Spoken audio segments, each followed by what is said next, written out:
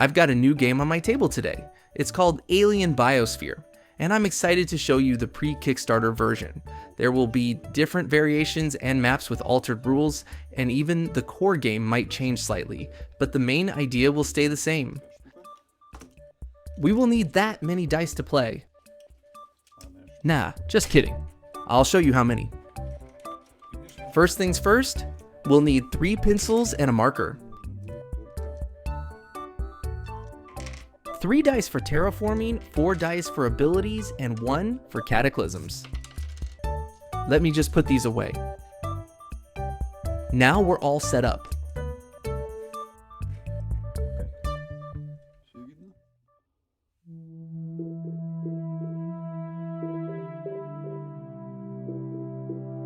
Okay, let the colonization begin. At the start, 3 out of 9 creatures are available. Each creature has a spawn cost and a set of abilities. Each ability has its own cost. This hex shows how to draw the creature, and this is a bonus for a colony of 3 identical creatures living together.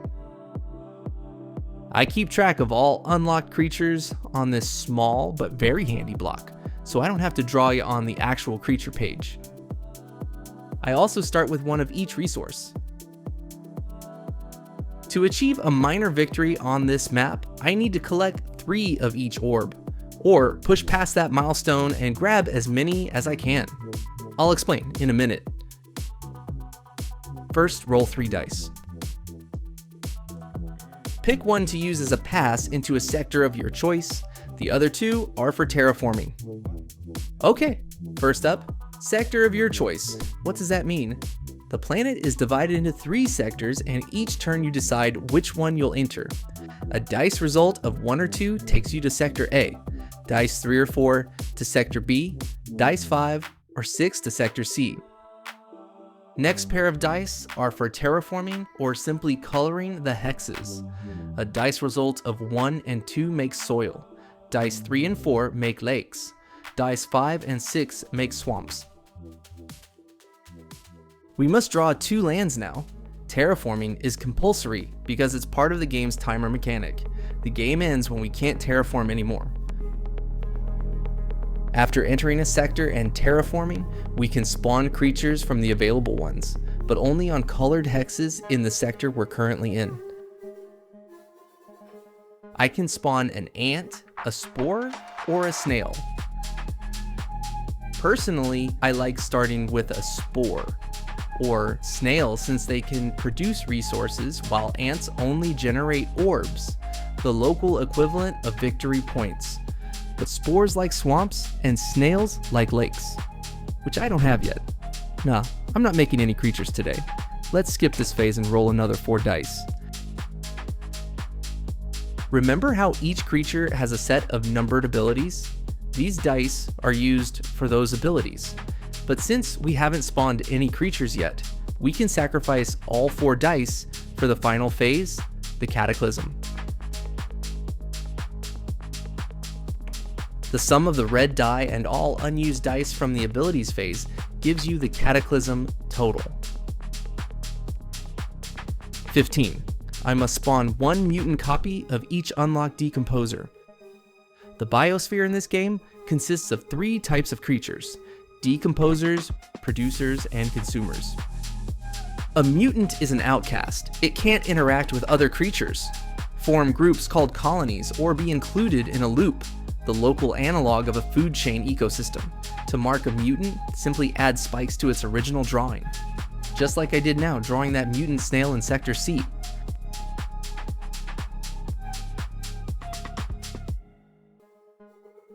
Next turn, 1, 2, and 6.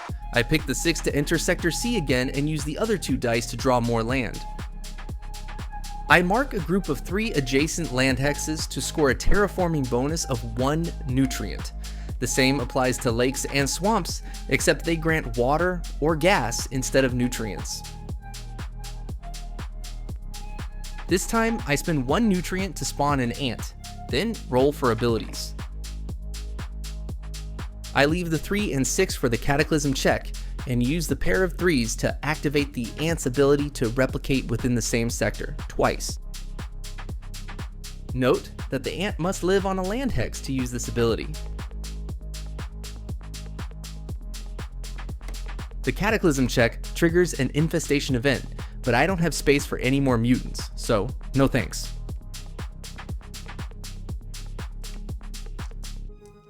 Next turn, I go to the same sector again with a goal: to spawn one more ant and form a colony, a group of 3 adjacent ants. This will unlock a new life form, the crab. I spend 1 nutrient to draw an ant. Then I outline the entire colony. This grants me a bonus of 1 nutrient, which triggers each time I build a colony of consumers. The same applies to groups of producers and decomposers, except they grant water or gas instead of nutrients.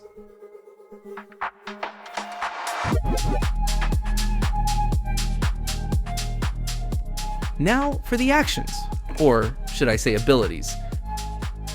I want this mutant snail to lay an egg. See? Mutants are still valuable, even if they sometimes infest the terrain and take up precious space. The egg laying ability costs 1 point, and my lowest die is a 3, so it's fine. This will happen all the time, using stronger dice for weaker abilities when they're needed most. Actually, I'll use 1 more die to make it eat its own egg and gain 1 nutrient. It can't hatch from land anyway, so why waste a perfectly good source of protein? Ah, dang it, not an invasion! I wanted that lake, now another mutant's gonna take it. That's what I was talking about. Mutants ruined my perfect world.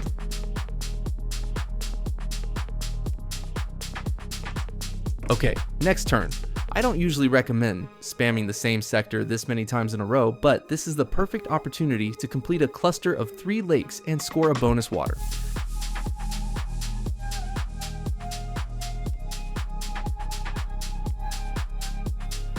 I really want to place a normal, healthy snail on this lake so it can hatch its eggs in the future.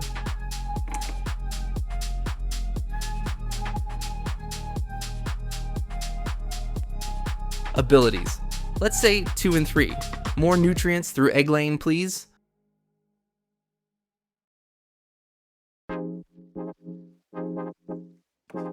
"16. Nice. Mega Cyclone brings some gas into this world. That's a good one.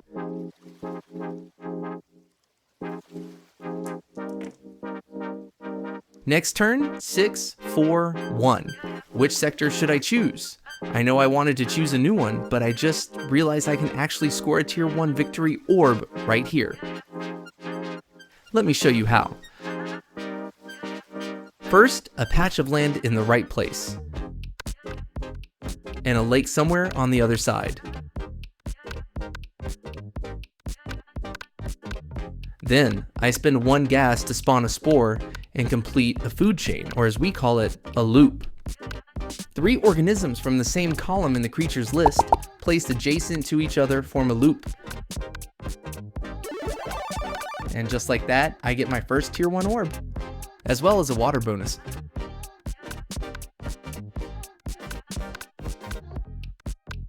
I can earn tier 2 and tier 3 orbs needed for a minor victory by forming more loops that include advanced creatures.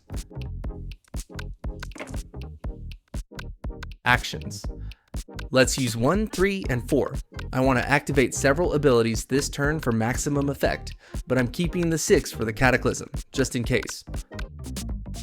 I use a 1 so the spore can lay 3 eggs inside the loop, and the ant in that same loop can eat 1 to earn me another white orb.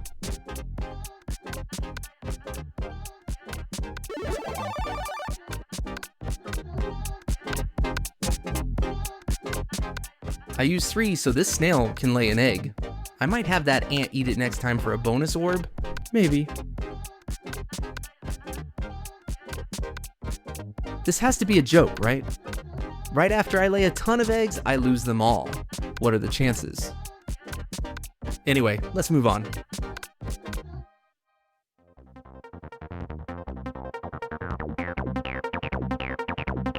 Let's go.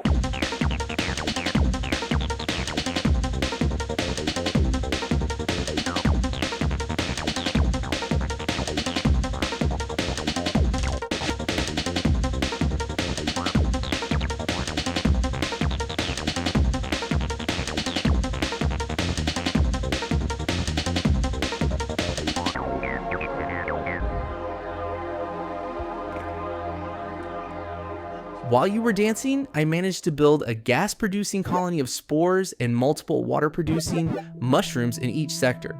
I've also unlocked a bunch of new species, and am almost ready to start earning those green tier 2 orbs. Here's the perfect spot to place a crab and complete a loop of tier 2 creatures, if I can call them that. But first, let's enter Sector C and score a bonus nutrient from a terraforming combo. Good. Now I'm just making sure everything's correct and I'm not wasting resources. Yep, all good. Drawing a crab.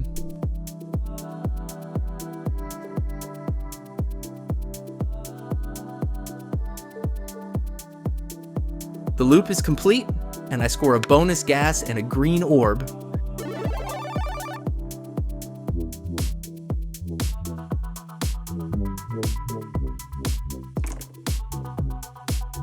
One, two, five for the actions. I think I need to use the crab's ability right away before a cataclysm ruins my plans. So let's say 1 for the snail to lay an egg right here in this loop.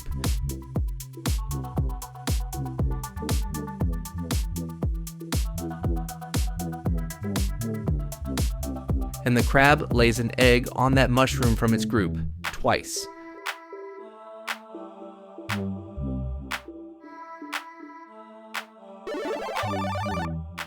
Awesome, now to get closer to a minor victory, I need to create a tier 3 loop. Let me fast forward a little to show you how I made it happen.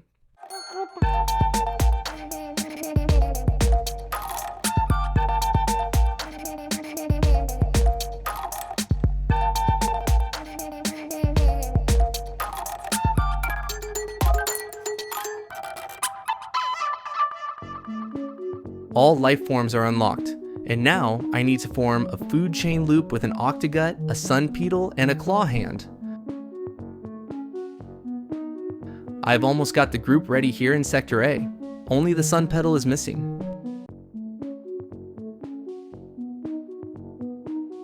There aren't many turns left.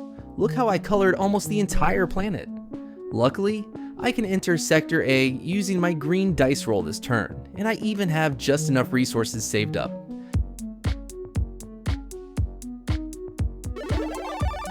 Awesome! Tier 3 food chain complete. My first well-deserved purple orb acquired.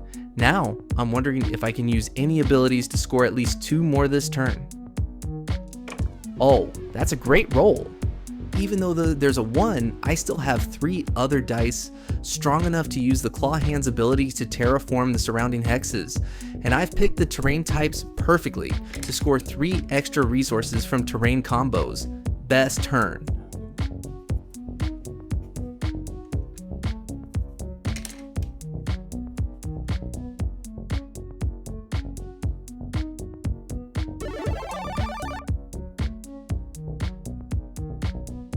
Cataclysm roll. Oof, one of the worst. 4 non-mutant creatures in this sector must be destroyed. I can definitely afford to sacrifice a few at this point. Bad, but not critical.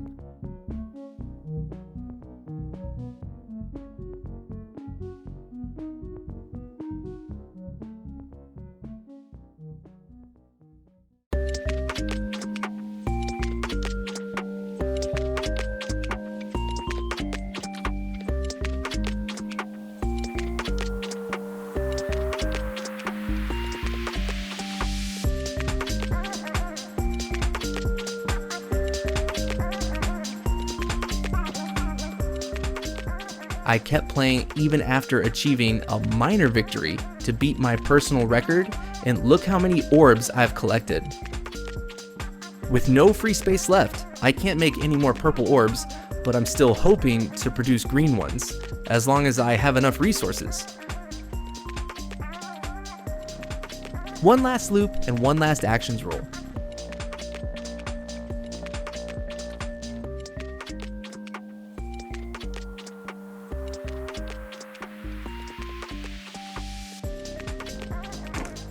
Nice roll.